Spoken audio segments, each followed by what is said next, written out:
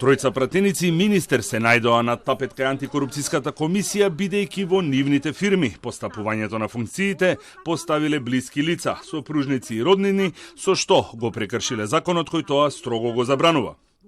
Станува збор за пратениците Љупчо Пренџов од Гром, Скендер Реџепи од Алтернатива и Абдула Салио од Алијанса, како и министерот за земјоделство Аријанит Хоџа, за кој антикорупционерите едногласно одлучија да се отвори постапка.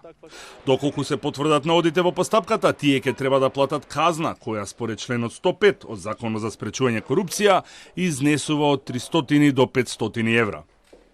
На денешната седница беше отфрлена пријавата од ВМРО-ДПМН против премиерот Зоран Заев за судир на интереси и корупција, која се однесува на доделување на концесии за ископ на глина на две фирми, Еленица и Тотал Инженеринг, собственост на неговиот брат и братучет.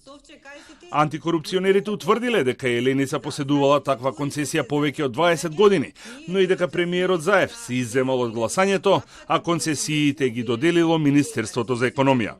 Постапката е одамна започната, 2012-2013 година законот воопшто не е сменет.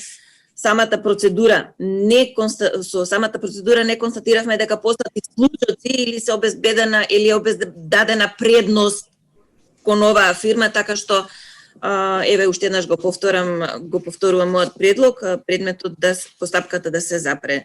Наводите не се потврдени.